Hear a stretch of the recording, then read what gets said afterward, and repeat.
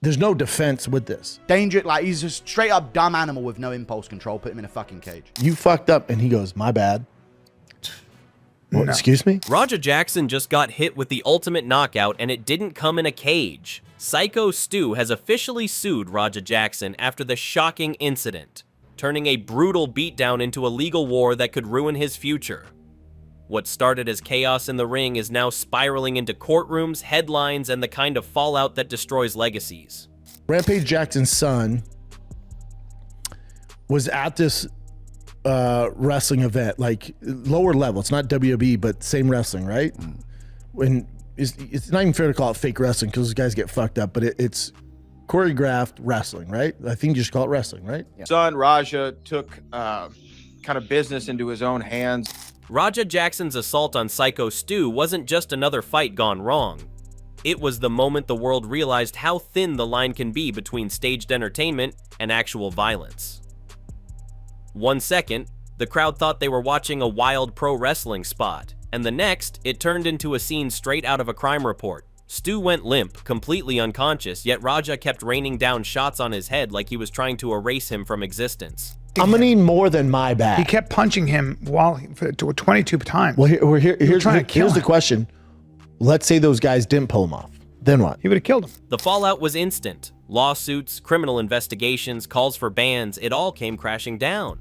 Suddenly, Rampage Jackson wasn't just Rampage Jackson's son or a young fighter trying to carve his name. He was the headline of every outlet, the villain in every discussion thread the man fans were demanding to see behind bars. It wasn't about hype anymore, it was about accountability, and the weight of that moment was crushing. Syko Stu is resting since he sustained severe injuries to his head. He's currently conscious and able to talk, but will have difficult recovery ahead. With all the media and social media attention, it's been hard to get back to everyone. Then came the update everyone was waiting for. News about Syko Stu. From a hospital bed, through a post written by his family, Stu's condition was finally revealed. He was alive, conscious, but fragile. The statement confirmed he had some recollection of the attack, though his recovery was far from certain. For fans, it was a sigh of relief, but it came with the grim reminder that this wasn't just a clip for social media. This was a man's life forever changed. He's talking a little bit.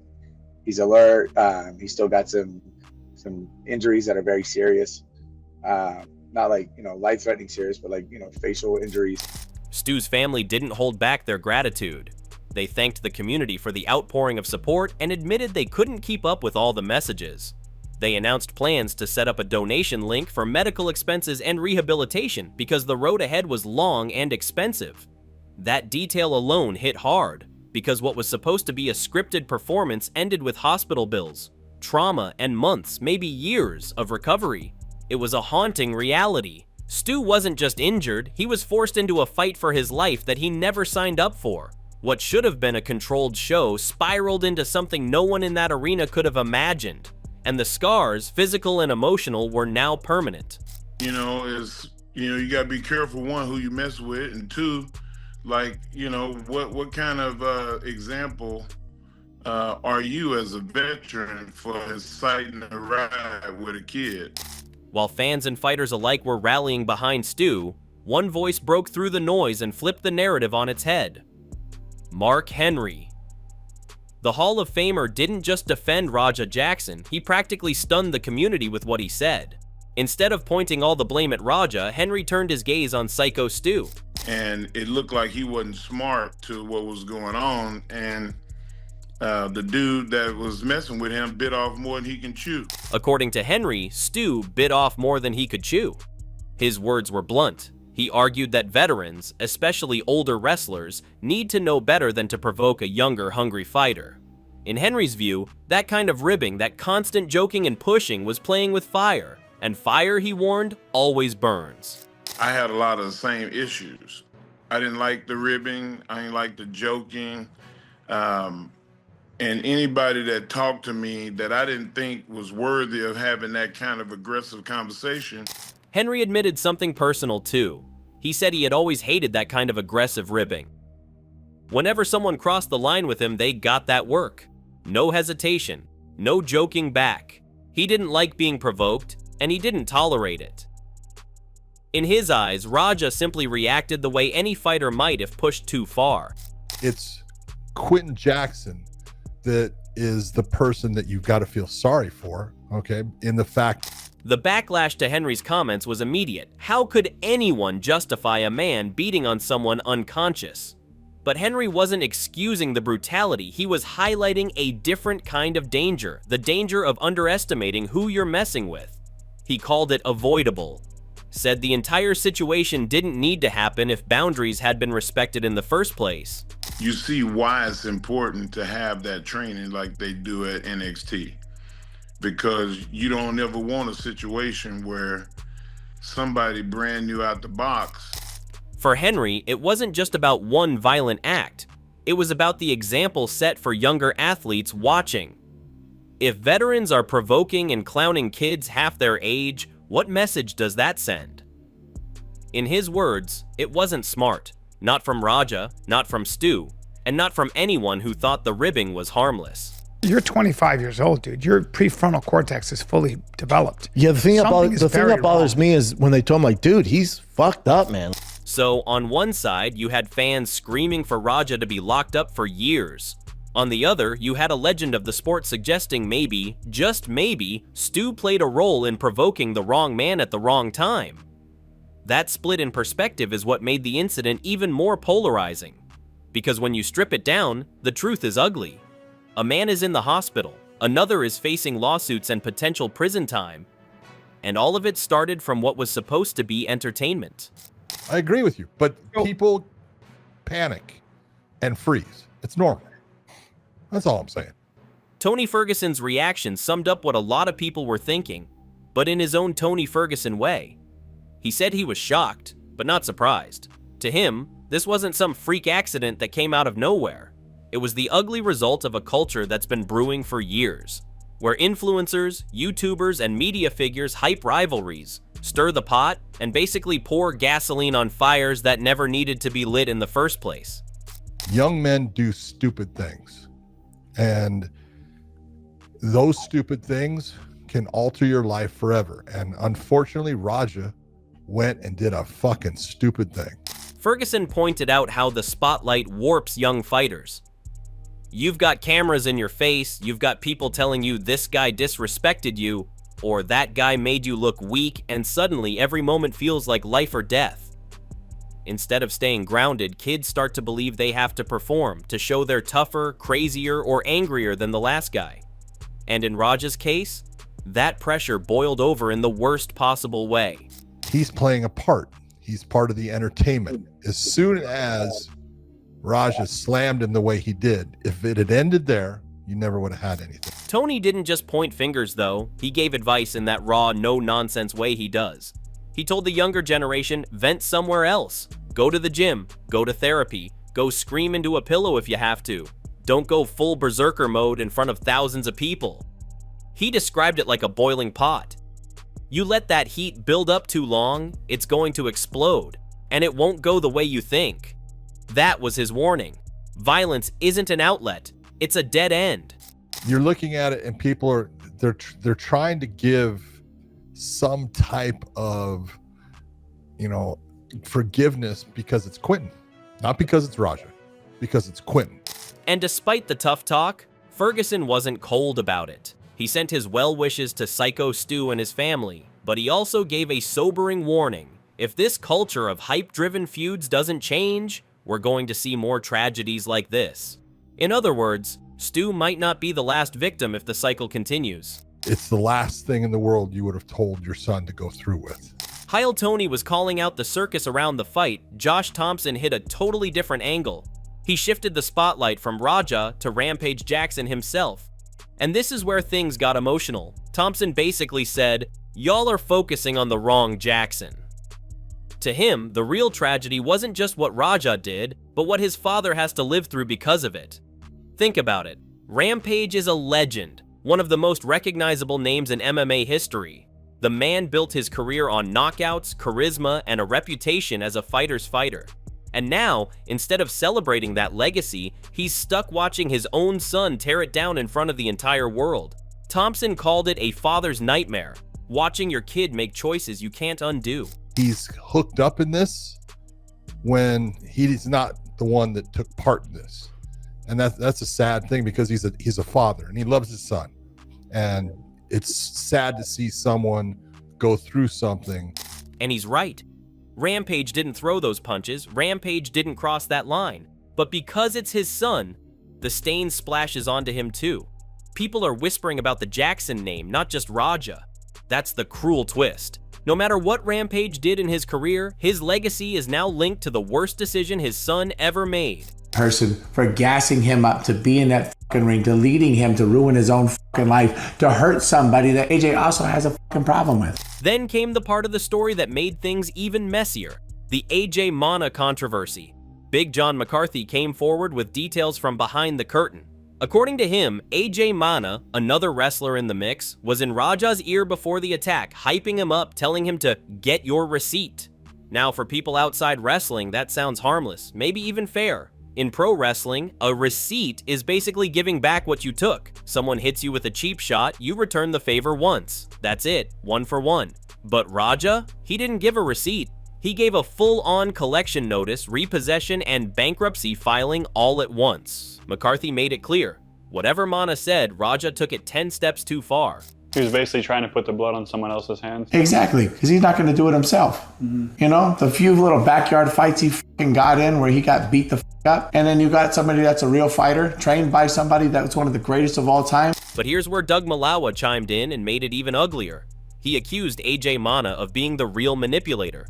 He said AJ used Raja to do his dirty work, knowing Raja had issues with Stu already. According to Malawa, AJ never fought his own battles. He hyped Raja up, pushed him over the edge, and then sat back while chaos unfolded.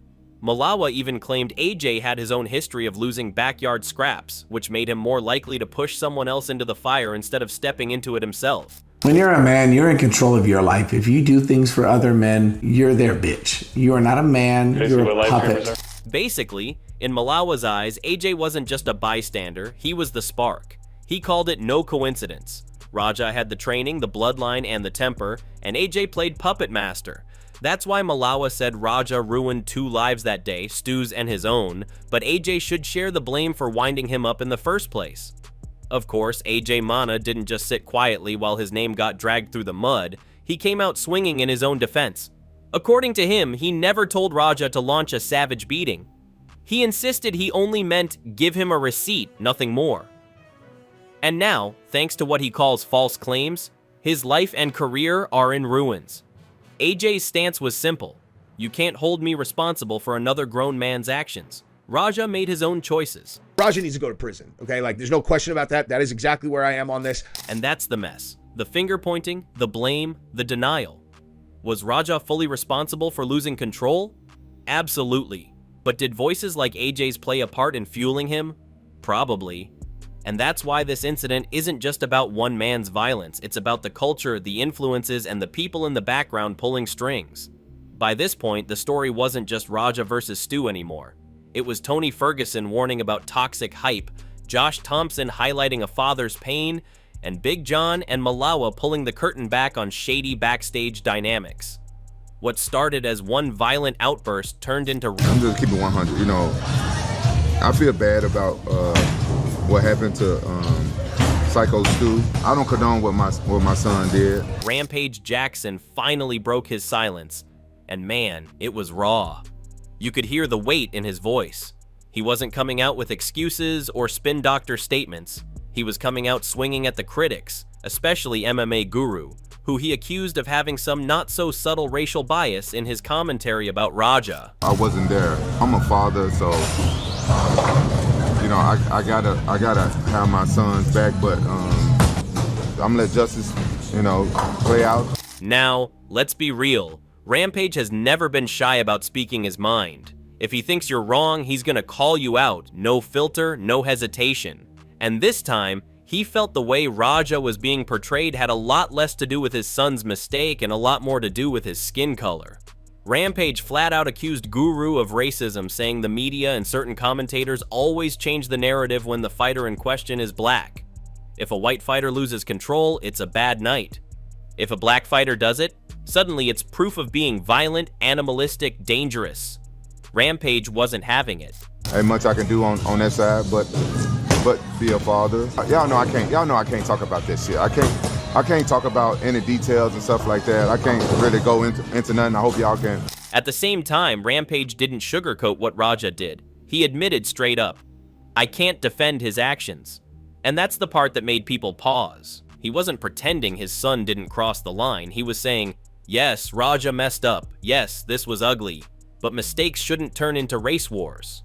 That was his plea. The skill with which it takes to navigate a situation like this, if you are Rampage, is extraordinarily high if you are not a very genuine person. And then came the gut punch moment. Rampage revealed where he actually was when all this went down. He wasn't even in the building. He was across the country, dropping another son off at college. Think about that for a second. One kid heading off to higher education, the other one in handcuffs for hospitalizing a wrestler. Talk about a parent's emotional whiplash. Rampage admitted he wished he had been there, that maybe if he'd been in Raja's ear that night, none of this would have happened. It was one of those rare moments where you saw the fighter drop the mask and just sound like a dad who felt helpless. But if Rampage was emotional, MMA Guru was the exact opposite. He was cold, blunt, and doubling down on his words. If you thought maybe he'd soften up after Rampage's emotional appeal, think again. Guru went nuclear. Dumb animal with no impulse control, bro. Be a human being, yeah? Don't try and kill someone after slamming them on their head. He explained exactly why he called Raja a dumb animal with no impulse control. No apologies, no backtracking. In fact, his reasoning made his words sting even more. According to Guru, when someone keeps punching an opponent who's already unconscious, that's not just losing your temper. That's something primal, something detached from logic or humanity. That's why he chose the words he did, and the internet ate it up. His tweet racked up millions of views within hours, fueling even more outrage around the incident. Rampage making excuse. I don't know what Rampage has said about it. I only saw Rampage's reaction on stream and saying, switch this shit off. Oh my god, it's really fucking bad. So I see that he's panicked about it, but I don't know what is. But Guru didn't stop there. He went directly at Rampage too. He slammed the MMA legend for live streaming and joking around online during his son's darkest moment instead of focusing on him. Guru painted Rampage as distracted, more concerned about clout than guiding Raja through his issues. That hit hard because it reframed the whole father-son narrative. Was Rampage the helpless dad in tears, or the absent dad who lost control of his household? Guru wanted you to believe the latter. I mean, I'm sick of seeing it, raining down shots and unanswered. Dead people, like he's unconscious on the ground, you just slammed him on his head. And now you're throwing 12 unanswered punches. And finally, Guru hammered home his bottom line. Raja deserves prison. No sympathy, no second chances. He claimed that 99% of humans, literally almost everybody, would never stoop to hitting an unconscious man. In his eyes, Raja crossed a line most people wouldn't even consider, and for that, prison wasn't just an option, it was justice. While that war of words played out online, the legal system was getting ready to speak for itself, and it wasn't looking good for Raja. Looks like he gave this guy several heavy concussions and probably a lot of brain swelling. Tim Welch, a respected coach, broke it down bluntly. Sure, lawyers might be able to help, but lawyers can't erase video evidence. And the video was crystal clear. An unconscious man being punched repeatedly. That's not a scuffle or a fight gone wrong. That's aggravated assault at the very least. Attempted murder at the very worst. Welch's point was simple. You can hire the best attorneys in the world, but the tape doesn't lie. That guy can calm himself down in a physical interaction with you and resort to handshaking. A man with literal PTSD from war. Then Matt Brown chimed in, and he didn't hold back either. He said straight up that Raja was only getting sympathy because he's Rampage's son. If this had been some random fighter from the undercard, people would be calling for a lifetime ban and a prison sentence already. Brown's message was loud and clear. Favoritism can't exist in cases like this, because the evidence speaks for itself. And then came the bombshell that flipped everything upside down. Syko Stu himself filed a lawsuit against Raja. Yep. Not only is Raja facing possible criminal charges, but now there's a civil case that could drain him financially before he even sets foot in a courtroom. Stu's team is going after damages for medical bills, long-term health issues, and emotional trauma. If Raja thought jail time was the only nightmare on the horizon, this lawsuit just made sure his bank account was about to take a beating too. He's young, no, you can't be forgiven, man. You're not allowed in society, straight up. So let's stack this up. Public backlash, Rampage versus Guru in a heated war of words, video evidence that's impossible to deny, and now a lawsuit that could leave Raja bankrupt even if he somehow avoids prison. It's a perfect storm. And the craziest part? All of it sparked from a feud that was supposed to be scripted entertainment. What started as a wrestling act spiraled into a national headline, and now it's morphed into a battle that stretches from the cage, to the courtroom, to the comment sections online. Everyone's got an opinion. Tony Ferguson, Josh Thompson, Big John, Malawa, Guru, Rampage, the fans, the media. But at the center of it all, a 25-year-old man whose one night of violence might have destroyed not only his career, but his father's legacy too. Like this video and subscribe to the channel to get more updates.